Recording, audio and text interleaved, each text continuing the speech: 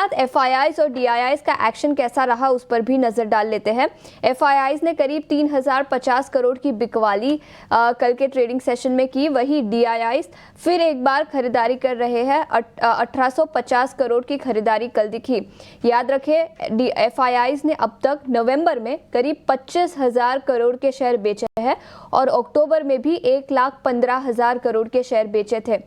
तो पिछले कुछ महीनों से एफआईआई की बिकवाली का ट्रेंड चल रहा है और इस हफ्ते भी कंटिन्यू होता हुआ नजर आया। इंडेक्स फ्यूचर्स और इंडेक्स ऑप्शंस की बात करें तो इंडेक्स फ्यूचर्स में 730 करोड़ की बिकवाली, इंडेक्स ऑप्शंस में 16,900 करोड़ की खरीदारी, स्टॉक फ्यूचर्स में 3,500 करोड़ की बिकवाली दिखी, वही स्टॉक ऑप्शंस में 540 करोड़ की खरीदारी। लेकिन आज के ट्रेडिंग सेशन के लिए क्या रणनीति बनानी चाहिए, ये बताने के लिए अब हमारे साथ डिम्पी जुड़ चुके हैं। Dimpy, good morning. बताएं, कल का ट्रेडिंग सेशन तो काफी कमजोर रहा, आज भी कई सारे नेगेटिव ट्रिगर्स है, ग्लोबल बाजारों के संकेत कमजोर है, इन्फ्लेशन भी अनुमान से कमजोर आया है, तो आज के लिए कैसी रणनीति बनानी चाहिए?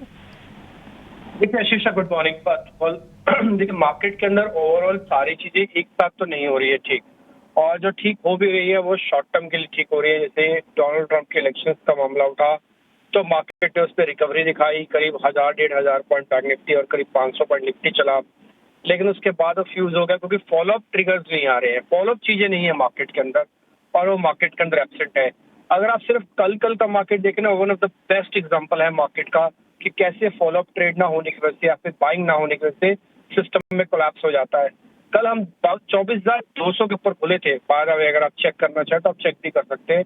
कल हम 24,200 के ऊपर खुले और साथ ही 52,000 के ऊपर बैंक निफ्टी भी था। आप ये सोचो कि दोनों क्रिटिकल लेवल्स थे और दोनों क्रिटिकल लेवल्स को मार्केट ने पहले 10-15 मिनट तक टिका के रखा, लेकिन उसके बाद जब 15 मिनट तक फॉलोअप बाइंग नहीं आई, ना ही कोई गुड न्यूज आई, ना ही कोई कवरिंग आई मार्केट के अंदर, तो मार्केट का सरेंडर करना लाजमी है क्योंकि सिस्टम में शॉर्ट्स काफी ज्यादा है, शॉर्ट्स का प्रेशर है, सिंपल सी बात है, शॉर्ट्स का प्रेशर है। अगर आप उनको कवर नहीं करोगे तो अपना प्रेशर वो लेके आएंगे। कल उन्होंने वही प्रेशर क्रिएट किया और फिर कल में 24,200 तोड़ा, 24,000 तोड़ा, 23,800 तोड़ा। मार्केट चला भी ऐसे ही था, आपको ध्यान होगा 23,800 से 24,000, 24,000 से वापस 24,200 तक भी आया हुआ, एक ही डे में, सिंगल डे में भी आया हुआ है। तो ये बात साफ समझ में आ रही है 400 पॉइंट के स्विंग के साथ में कि मार्केट शैलो तो है, खोखला है, इसके पास कोई स्ट्रॉन्ग बेस नहीं है। कोई भी अच्छी खबर आएगी तो 400 पॉइंट स्विंग का दिखाता है ऊपर, और कोई भी नेगेटिव खबर आएगी या फॉलोअप बाइंग नहीं आएगी तो स्विंग का नीचे 400 पॉइंट भी दिखा सकता है। ये बात तो क्लियर हो गई मार्केट के अंदर। तो इसलिए अपने माइंड में एक कॉर्नर में ये बात हमेशा सेट करके रखें कि अभी भी आप 200 दिनों की एवरेज को टेस्ट करने हुए नहीं बैठे हैं। कि 200 दिनों की एवरेज 23,500 की रेंज में आके रुकती है, तो अभी भी आप करीब 300 पॉइंट और करेक्ट हो सकते हैं इस 200 दिनों के एवरेज पे। ध्यान रखिएगा, ये अगर 200 दिनों की एवरेज भी ब्रेक हो जाती है तो आप रियल टर्म में मंदी में आ जाएंगे, तब ये बाइंग ऑन डिप्स वाला कॉन्सेप्ट ही खत्म हो जाएगा, तब तो प्राइस का कॉन्सेप्ट शिफ्ट हो जाएगा क्योंकि इन्वेस्टर एवरेज टूट जाएगी। अब आते हैं आज के लेवल्स पे, आज क्या करना चाहिए। देखिए, मेरे को लगता है आज अभी कुछ नहीं करना चाहिए, थोड़ा मार्केट को और स्टेबिलिटी की जरूरत है। हाँ, आप लैब ट्रेड जरूर करें, एक सौदा, दो सौदा जरूर सिस्टम में डालते रहें, क्योंकि सिस्टम को अपनी था पानी है, यानी कि अपना बेस पाना है। ये बेस किस जगह से आ जाएगा, कैसे आएगा, किस रूप में आएगा, अभी थोड़ा कहना मुश्किल है, इसलिए लैब ट्रेड ना छोड़ें आप करना। अब आपके लिए स्टॉप लॉस में टारगेट दे देता हूँ, क्योंकि अब आप 23,800 के आसपास बंद हुए। पहला स्टॉप आपका 23,800 का, फिर दूसरा 23,700 का स्टॉप लॉस है। कहने को मैं 23,500 भी बोल सकता था, बट अभी आप 700 का ही स्टॉप लॉस रखें, क्योंकि 500 तो फिर 200 दिनों का एवरेज है। और आप पुल बैक में पहले 24,000 फिर 24,200 तक का पुल बैक भी देखेंगे। एक लॉट, दो लॉट जरूर ट्रेड करना आपको, क्योंकि पुट कॉल रेशियो वगैरह काफी बेहतर है। कम से कम मैं बैंक निफ्टी में तो ये बात बोल ही सकूंगा। और दूसरा पॉइंट है, जो रिस्क रिवॉर्ड है एफआईज का, वो भी 24% पे लॉन्ग है। तो कल एफआईज की तरफ से कोई मेजर सेलिंग नहीं हुई है मार्केट के अंदर, जस्ट का तस रहा पोजीशन, शैलो मार्केट थी, तो इसलिए कम वॉल्यूम के साथ ही बाजार को तोड़ दिया गया। बैंक निफ्टी के सपोर्ट रेजिस्टेंस में बता देता हूँ, क्योंकि आप 51,000 के बेहद करीब बंद हुए, तो 51,000 और 50,800 आपका स्टॉप लॉस है। लैब ट्रेड जरूर लें, और ऊपर आते समय 51,500, 51,800 आपके टारगेट बनेंगे। ये दो पुल बैक के ट्रेड आपके लिए मिल सकते हैं, बट ध्यान रखिएगा, आई रिपीट माई सेल्फ, जो भी ट्रेड लें वो लैब ट्रेड लें। अपॉर्चुनिटी आती है, मिलती है, एकोमुलेशन का बेहतरीन समय है, धीरे धीरे धीरे करके एक्यूमुलेट भी करें अगर आपको शेयर्स अपने पोर्टफोलियो में डालने हैं, और ट्रेड करना है तो इंडेक्स में नहीं, जैसे आपको बताया वैसे करें। ऑप्शंस वाले दिन में मौका देख के ही चौका मारें, अगर समझ में नहीं आता तो छोड़ के बने। बिल्कुल, पिछले कुछ दिनों से डिम्पी ने यही सलाह दी है कि लैप ट्रेड करें और छोटे छोटे ट्रेड्स करें, बड़े ट्रेड करने की हिम्मत ना करें। बाजार काफी वॉलेटाइल है। निफ्टी और बैंक निफ्टी के कुछ इंपॉर्टेंट लेवल्स जो आपके स्क्रीन पर रखे उन पर भी अपनी नजर रखें। डिम्पी, शुक्रिया पूरी डिटेल्स के साथ हमारे साथ जुड़ने के लिए। लेकिन आगे बढ़ते हैं, एफएनओ बैन में कुछ स्टॉक्स रहेंगे, उस पर भी नजर डाल लेते हैं। Aarti Industries, Aditya Birla Fashion and Retail, Granules, Hindustan Copper और मन्नपुरम फाइनेंस, ये कुछ स्टॉक्स हैं जो आज के ट्रेडिंग सेशन में एफएनओ बैन में रहेंगे।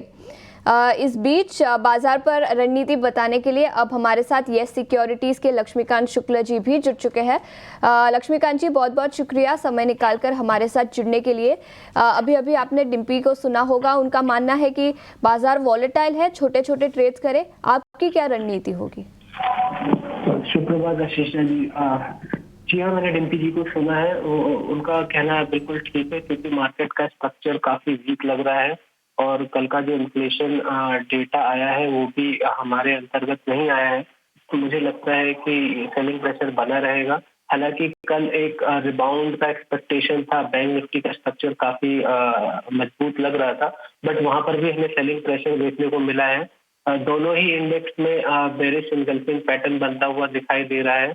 निफ्टी अपने करंट इंपॉर्टेंट सपोर्ट के पास ट्रेड कर रही है, जो कि 23,840 से 23,800 के आसपास आ रहा है। यही इसका प्रीवियस पेइंग लो भी है।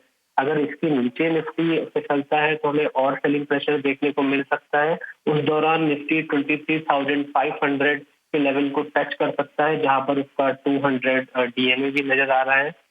बैंक निफ्टी की बात करें तो बैंक निफ्टी में भी इम्पोर्टेंट सपोर्ट जो है वो आ रहा है 50,800 के आसपास।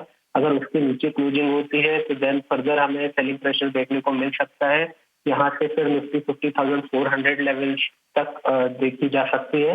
हालांकि अगर आप रिबाउंड की बात करें तो अगर बैंक निफ्टी 50,800 के ऊपर सस्टेन करता है तो वहां से एक पुल बैक हमें दिखाई दे सकता है, जो कि उसे 50 SMA के लेवल के पास पुश कर सकता है, जो कि 51,640 के आसपास आ रहा है। तो ओवरऑल ट्रेंड नेगेटिव है, बट एक शॉर्ट टर्म रिबाउंड का एक्सपेक्टेशन किया जा सकता है, क्योंकि दोनों ही इंडेक्स अपने क्रूशियल सपोर्ट लेवल्स पर आ रहे हैं। स्टॉक्स की अगर बात करें तो मैंने लॉन्ग शॉर्ट दोनों ही रेकमेंड किए हैं, क्योंकि मार्केट अभी अपने क्रूशियल जंक्चर पर है। जो मेरा पहला कॉल है वो भेल का है, उसे नवंबर फ्यूचर में शॉर्ट करके रखना है। जो उसके लेवल्स हैं वो आ रहे हैं 230, 232 के आसपास, वहां से हम शॉर्ट कर सकते हैं। हमारा जो टारगेट रहेगा भेल में वो रहेगा 210 का, और जो हमें स्टॉप लॉस रखना है 240 का। ये जो स्टॉक है ये जुलाई 24 से ही इसमें सेलिंग प्रेशर देखने को मिला है। एक शॉर्ट टर्म रिबाउंड देखने को मिला था 210 के लो के बाद, बट वो सस्टेन नहीं कर पाया। कल एक लॉन्ग बेरिश कैंडल फॉर्मेशन हुआ था और इसके जो इंडिकेटर है मेनली RSI एंड स्टॉकिस्टिक के दोनों ही नेगेटिव दिखा रहे हैं डेली के चार्ट पर। तो मुझे लगता है कि इसमें सेलिंग प्रेशर बना रहेगा। दूसरा जो स्टॉक है वो है रैमको सीमेंट। यहाँ पर मुझे बुलिश हेड एंड शोल्डर का ब्रेकआउट आता हुआ नजर आ रहा है। हालांकि इसने कल ब्रेकआउट दिया था और थोड़ा सा हमें एक थ्रोबैक देखने को भी मिला। गिफ्ट 50 को देखते हुए, जो कि अभी 50 पॉइंट के आसपास डाउन दिखा रहा है, तो मुझे लगता है कि ये थोड़ा सा पुल बैक बढ़ भी सकता है यहाँ पर। तो रैमको सीमेंट को हमें बाय करना है around the levels of 895 to 900 के आसपास। इसमें जो हमारा टारगेट रहेगा वो रहेगा 950 का, और जो हमें स्टॉप लॉस मेंटेन रखना है वो रखना है 875 का। को सीमेंट पर खरीदारी की राय और BHEL पर बिकवाली की राय। लक्ष्मीकांत जी, शुक्रिया समय निकालकर हमारे साथ जुड़ने के लिए और बाजार पर रणनीति बताने के लिए।